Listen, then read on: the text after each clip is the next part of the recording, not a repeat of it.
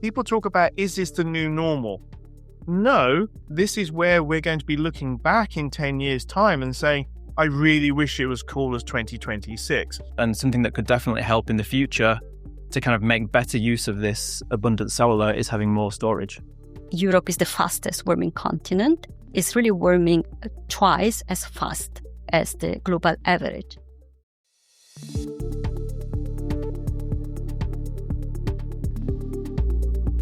Hello and welcome to Plugged In, the Energy News podcast from Montel, where we bring you the latest news, issues and changes happening in the energy sector. The pictures speak for themselves. Parched fields, dry riverbeds, wildfires, low reservoir levels.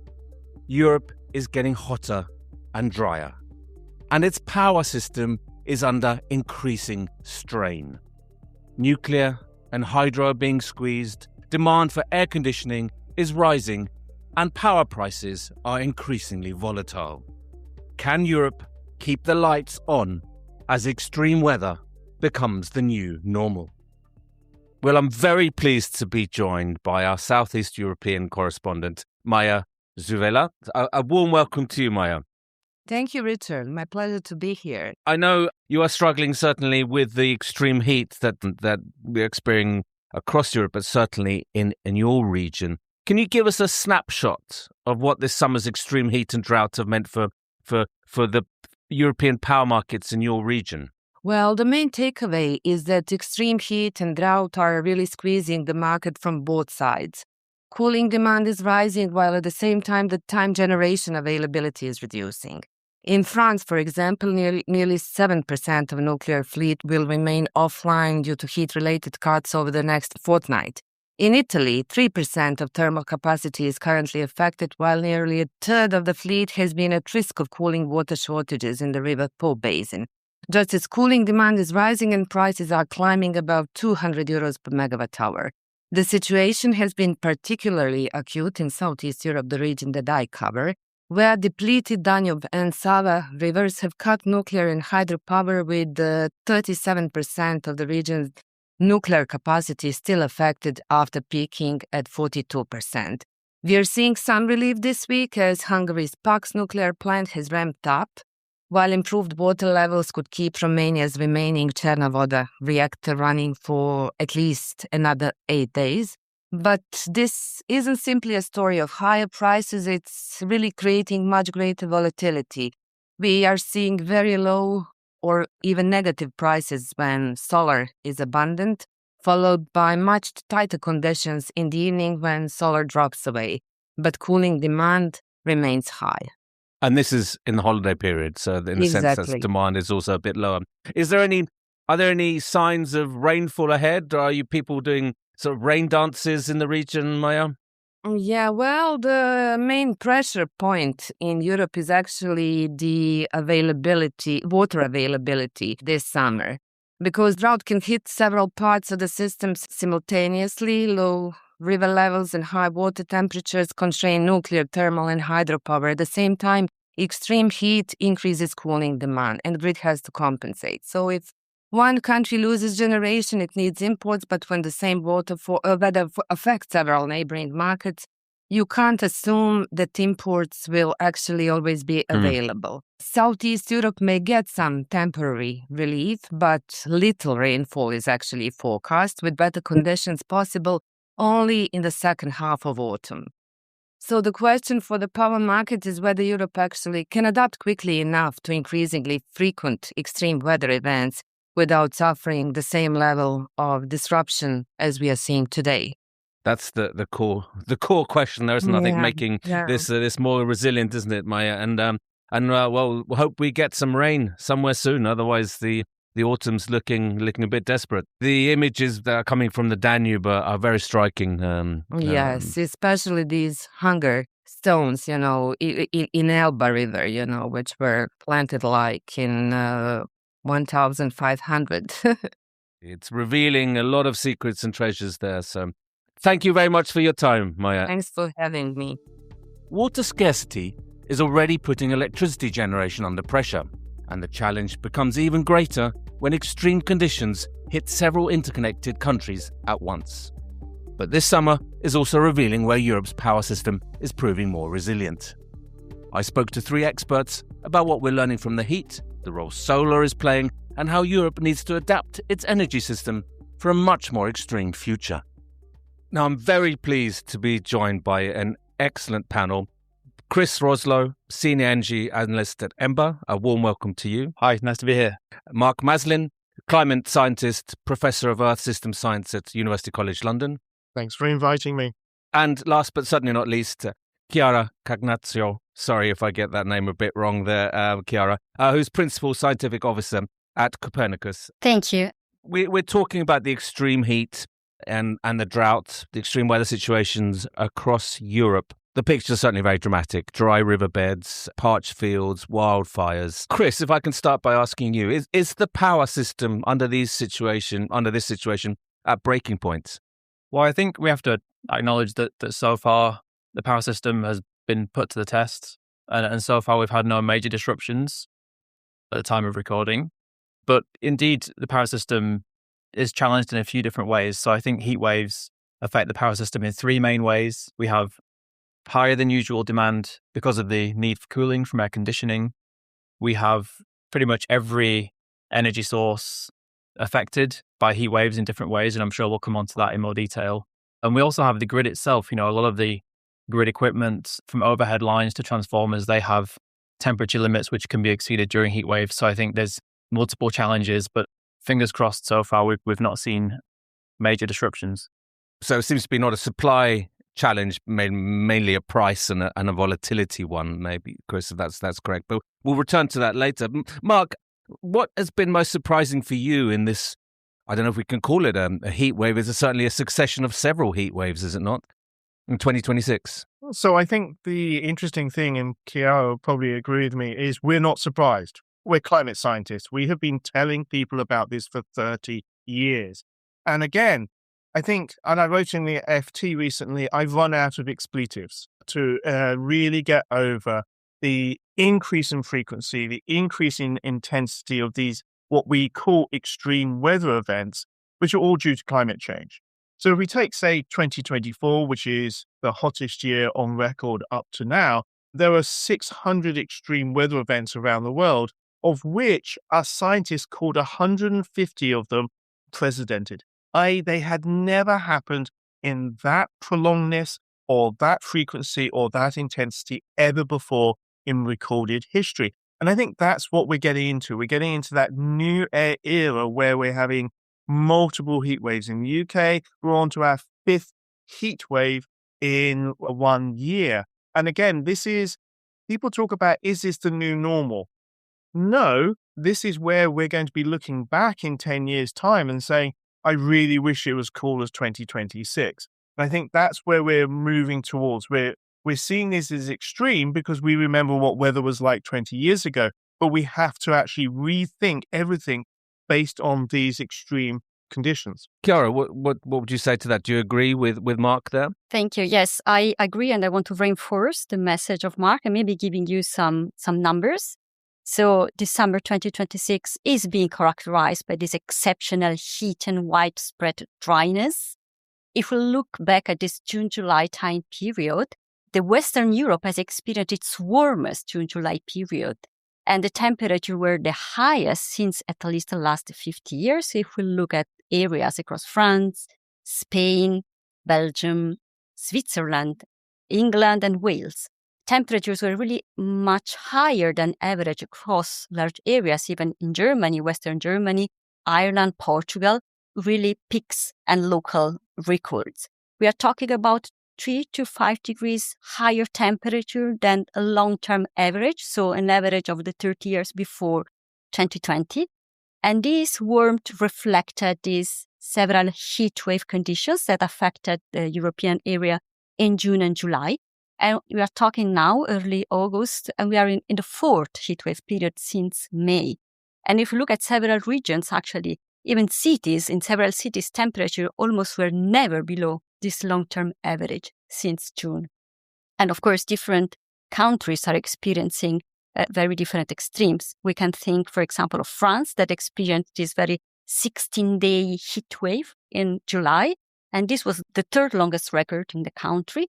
And it was followed by a slightly shorter but more intense 14-day heat waves in June, for example. And other records are broken now in August.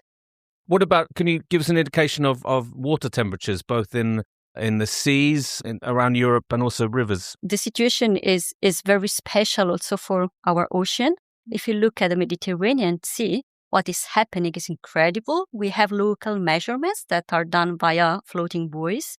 And those measurements in the Western Mediterranean recorded up to 33 degrees Celsius with huge impact on marine life. And this prolonged high temperature can disrupt the habitats, of course. But they also have a potential for extreme weather later on. So when we have so high and exceptional sea surface temperature, they can act as fuel for violent storms later on in the season when the cooler atmospheric currents arrive. So you just asked me about the rivers, and indeed we are talking about heat, but we also have to mention the drought. This is a very unusual and special dry condition, summer 2026. This is initiated by exceptional or reduced precipitation, so there is reduced rainfall that is prolonged for a prolonged time period. And this is what we call meteorological drought. And when those conditions persist, this meteorological drought can become an hydrological drought. So with these low river flows propagating downstream to the rivers. And actually also an agricultural drought when we do not have enough water into the soil also for irrigation and for the different crops. So different rivers are recording highest among actually a very dry condition. We can think, for example, of the Rhine River. The Rhine is, I think, recorded its lowest level since the measurements exist from the 1880s. We can think of the Po River in Italy, where there were exceptionally low water levels with impact on hydroelectric plants that had to halt production. And again, low water levels in the Danube River, as well as in France, there have been water shortages impacting nuclear power generation. And this is also very special for wildfire conditions. I'm sorry to bring so bad news, but it's very important to mention that this summer has been critical in Europe for the wildfires. We've seen all the dramatic pictures. Mark, yes. So Richard, what I want to do is try to give your listeners an idea of how extreme these are. So we take the UK and we just say take July peak temperature. For the last 15 years, that is 24 degrees. Okay, that's why we go on holiday to Europe to have some decent weather. But in July this year, we were hitting 37, 38 degrees. Now, that is 14 degrees warmer than the peak temperature should be. And I think this is the movement that we're seeing. 1.5 degrees warming of the global climate is causing heat waves in Europe, which are 14 or 16 degrees warmer than we should be expecting at that time of year. As you mentioned, and all of you have said, unprecedented, record, completely, historic lows or high temperatures. Mark, I mean, you said you've been saying this for 30 years, and people are still denying it's going on. What's happening? So again, it's a huge issue with the global economy, which is, of course, based on fossil fuels. 80% of all our energy around the world is still produced by fossil fuels, which people feel is surprising considering the huge exponential growth in, of course, renewable energy. But what we're finding is that growth is just taking up the increase in energy demand around the world. What we're not doing is eating into that base load yet. And that's something we need to do. So the problem is emissions are still incredibly high. Last year was still the most greenhouse gases ever emitted to the atmosphere. So we haven't even started to reduce. So even though scientists like myself and Chiara talk about the need to keep below 1.5 degrees warming, the need to actually get to net zero, we haven't turned the tank around yet. We haven't actually been able to start reducing emissions yet, even though we have all that technology. And I think that's really important because what we're looking at is now all these heat waves and droughts and wildfires in Europe means that we need as governments to think about how do we adapt, because this is the new normal and it's just going to get worse. It's not suddenly next year, it's not going to suddenly get cooler. Actually, next year could be even worse because we have a super El Nino that's occurring, which adds about 0.3 degrees warming. So next year could be easily the warmest year on record, which would then fuel even warmer summers next year. I mean, this is all incredibly concerning, of course, but although we have been giving the warnings for many, many years, and that's why we have all these net zero targets and targets for emissions. But Chris, let's bring it back to the power system. What does it mean? I mean, where are Europe's biggest vulnerabilities here? So I think we were talking about extreme heat. I would look at a few indicators of kind of vulnerability in this way. So obviously we're looking at the countries which use the most air conditioning, because that's where we're seeing demand surging on these days the highest. So countries like Italy and those and the others in Southern Europe. I think on the supply side, what I'm seeing, I think, is a higher risk in countries that have high reliance on a single energy source. So a lack of a diversification in the energy mix. It's been well reported, this issue in Hungary, the unprecedented closure of the nuclear power station there, which provides 40% of power in Hungary normally. Other countries as well that have high reliance on thermal generation in particular, which has obviously this continuous need for cooling from either rivers or seawater. So we have, Italy with a 50% gas in its generation mix, Poland 50% coal. So I'd be looking at those countries with an eye on future heat waves, saying that could be a problem. And just finally, I'd say one other thing that can really help in these periods where we have, high demand and supply crunches during heat waves is interconnection between countries and regions. So again, countries which have low amounts of interconnection could face more difficulties in future heat waves. Absolutely, interconnectors are crucial. But what in terms of solar, what happens there in these extreme heats and these temperatures? Is there a boost in solar production, or are there limits? There is, and we've thrown around lots of very concerning and alarm-raising records on the podcast so far, but I think one of the rare good records we can talk about is the performance of solar power during these heat waves. So for the first time in June, solar provided a quarter of the EU power mix for the first month on record. We've done some analysis to look at the performance of solar during heat waves, and we found that in France and Hungary, the solar generation on the days of the heat wave was around 16 and 14% higher than other typical days in June and July. So we do definitely get a boost in solar production during heat waves. And I'm sure Mark and Cara can tell us more about the reasons for that with the weather conditions that come in. But we do see that boost in solar power during heat waves, which helps to meet this higher demand we're getting from air conditioning, at least during the daylight hours.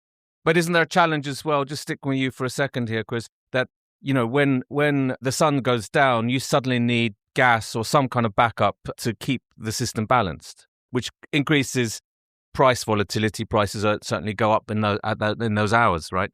Yeah, certainly. That's definitely the dynamic we're seeing. And that's the reason really for the increased price volatility we're seeing. We've seen power prices spike to their most extreme levels since the 2022 gas crisis, to put it into perspective. So we're seeing a lot of volatility in power prices. And indeed, the problems come when we get that decline in solar generation, of course, happens every day, very predictable. And we require other power sources to come in, typically thermal generation, often gas generation, which of course we know is expensive, particularly with gas prices still elevated because of the conflict in the Middle East. So I think that's why we're seeing those power price spikes, and something that could definitely help in the future to kind of make better use of this abundant solar is having more storage.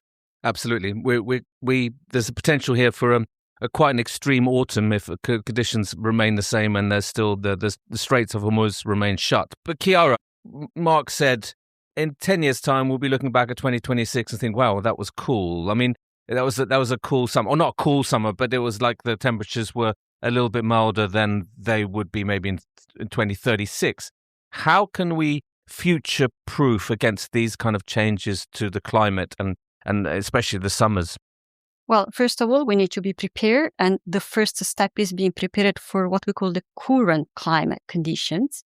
And our system is often not ready for what we are seeing today. Before being ready to what we can expect later on. If you look, for example, at the last 20 to 25 years, and as also Mark was mentioning, this kind of hot and dry conditions that are now quite special are becoming the new normality. When we say hot and dry conditions, those are what we call compound events. And those are events that reinforce themselves via what we call feedback mechanisms.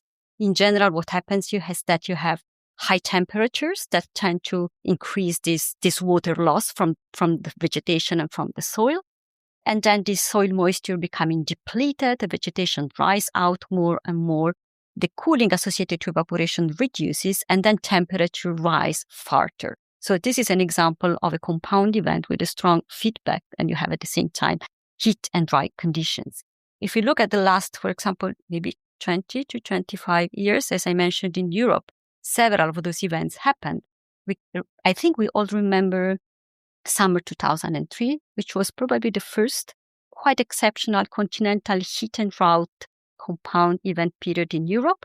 And this is now considered an historical benchmark for us. We remember year 2015, 2016, where there were quite low water into the Rhine, or the year 2018, that was a very special year in terms of extreme condition, dry and hot condition, with an important disruption along the Rhine. Navigation and transport is very important for the Rhine River. And this is actually today a benchmark for German navigation economic impacts. And then year 2019, continuation of this kind of soil water deficit into dry conditions. Year 2022 was also characterized by the very widespread heat and drought affecting Rhine, Po, Rhone, Danube, with impact on hydro and nuclear system also. And then we had year 2025 also with exceptionally persistent low river flow. Now here 2026, we do not know where it ranks until the summer is completely finished, and then we will be able to give you more numbers about that. We need to remember that Europe is the fastest warming continent, is really warming twice as fast as the global average. And my message is really we need to be prepared for what's happening now and then being prepared to what we can expect later on. You're painting a very worrying picture, as Mark did earlier. But what does that mean for the energy system here? I mean, in particular, I'm thinking, Mark, several countries, Italy included, Poland, several across Europe, plan to build more nuclear reactors. What are the implications there in terms of providing water for cooling? If the seas are going to reach 32, 33 degrees Celsius, rivers as well, is this feasible? So I think we should step back and take the bigger picture, which is there needs to be a massive increase in the production of electricity supply in the whole of Europe and the UK. The reason being is because, as Chris mentioned, that people are moving to AC. In the UK, we will need to have all people's homes with proper air conditioning. Otherwise, we're going to lose a large number of people. And so therefore, we're having to see that shift. We're also seeing that we need to move away from gas central heating because we need to decarbonize sort of like our energy grid. And therefore, we need to see that. And also what I'd say to people is do not plan for the weather of 2026. We need to plan, because infrastructure takes a long time to build, for 2050, where global temperatures could be up to 2 degrees warmer than pre-industrial, which gives you a much more extreme future. So this is what we're looking at. We're looking at very hot, dry summers. We're looking at warm, wet winters. And then on top of that, you're looking at extreme events such as massive flash flooding, both in summers and in winters. And so we need to build our infrastructure. And the problem is that we need to invest now. So yes, in some countries, nuclear will provide that baseline, but you have to protect it and work out, okay, in 2050, will there be enough water to cool that nuclear power station? Not now, but in 2050. The same when you're looking at the positions of wind turbines, solar panels, and all the other alternative energies and renewable energies that we can use. How do you get that mixed grid? And I agree with Chris that complexity and diversity of energy is absolutely the new way to go. So we're moving away from the 1950s, which was coal-fired power stations, one source, switch on, switch off. We're now going into a complex world, but we have the systems that can actually manage those now because we have complex AI systems that can actually manage the grid and things like that. So that's the future we're looking at. But this is like everything. It will take investment, and that is government and regional investment and coordination. So European countries will have to rely on each other because, again, if one country has low energy production and the other one has high, we're already seeing this. And I'm sure Chris can talk much more about how the energy sharing around Europe is already working very well, but how we can actually improve that.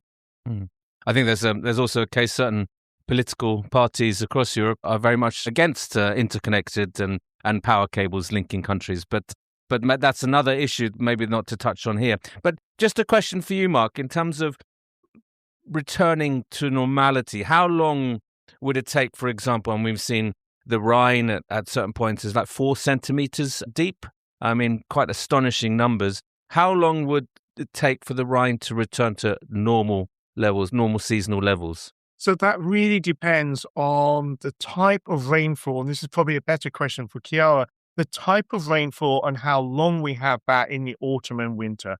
We have another dry autumn and winter, and those rivers are not going to recover. But if we have, and this is where my Britishness coming, if we sort of have what people traditionally think of British weather, which is a drizzly rain for a long period of time, that allows the ground to slowly soak it up, to actually absorb it, to fill up the groundwater and actually refill the rivers. However, if we get these intense rainfall and everybody goes, oh, great, it's raining. No, all that does is flash flooding, washes away the soils and actually makes the situation worse. So again, we are keeping our fingers crossed that colleagues like Chiara can be looking to the future and hopefully we'll have a drizzly, wet autumn because we really need that. Yeah, is that what we need, Chiara? Is that what will bring the levels of the Po back up and Danube and Rhine? Yes, I can confirm what Mark is saying, that it strongly depends on the type of rainfall that we can expect.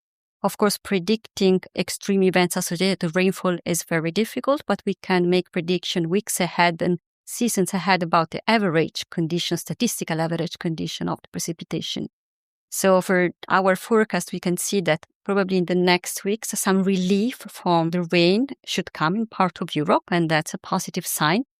But of course, it's too early to say which kind of type of rainfall events we can expect for this September-October season. There is some rainfall on the way anyway, which is a positive point. Absolutely, Chiara. Chris, if I can turn to you before I sort of look to round up the discussion. I mean, I'm looking at the infrastructure resilience of Europe's grids. You know, there's countries like Spain that do this very well. What can we learn from the Spanish grid? I mean, obviously they had quite a major outage last year, but in terms of dealing with heat and extreme heat. Well, I think we've touched on some important points already. You know, planning for future conditions, not the conditions of today. Clearly, we have some expertise in Europe on how to run power grids in very hot conditions, and the rest of Europe can probably learn from that. We need to see more learning between grid operators across Europe in general. So that's one thing. I would also say, come back to the point of diversification. Now, I think Hungary is a really interesting example here, where we always have that large reliance on a single nuclear power station. But just a few weeks ago, the new prime minister announced a tender for wind power, effectively lifting the ban on wind power that's been in place in Hungary for several years. And of course, the reason there is to diversify the energy mix. So I think that's a very interesting case. And generally to make our power system ready for the future of higher demand, like Mark was saying, we do need to build more renewables. And I think encouragingly, a lot of the changes that are needed to not just to decarbonize the power system as well as improve resilience, they have a lot of overlap. So I was talking earlier about the benefits of solar combined with storage, how that can improve resilience during heat waves. Also, we just need that to decarbonize the power system further. Yeah, and increasing diversity through looking at not just solar, but also wind power and other forms of clean power as well. So I think that's the heat waves are just reminding us of the benefits of that approach. We're running out of time. I could keep this discussion. It's a fascinating discussion. It's and a very, very important one. But if I could just close with asking a question to summarize, what would you say, Mark, is the biggest lesson from the summer of 2026? Climate change is real. It is causing huge problems across the whole of Europe. And we need collectively to act to plan for this hotter, more extreme future. And again, when it comes down to power, it's about thinking about how do you invest in the infrastructure now that we'll need in 2050 to deal with even more extreme summers, with the droughts, the low water, the wildfires, and the massive increase in demand, particularly for electricity. Thank you. Chiara, same question to you. A big lesson learned is that we need to be prepared. We need to invest in adaptation. And actually, the fact that the European electricity system is so highly interconnected is an important source of resilience for those kind of widespread and compound events across Europe. Finally, Chris. I would say the energy transition is paying off in Europe. We've seen solar do a lot of heavy lifting during this heat wave, and that's a good thing. But I think going forward, we need to recognize the value of energy storage and flexibility in general, because that will not only boost resilience during heat waves, but also help us to decarbonize more deeply. Fantastic. Mark, Chris, and Chiara, thank you for a fascinating, if not very concerning, but a very important discussion. Thank you. Pleasure. Thank you very much for having it. Thank you. Thank you very much. And to you listeners, thanks for listening to this episode of Plugged In. If you enjoyed this discussion, please like, rate, and follow to make sure you get the latest podcast episodes as soon as we release them every Thursday.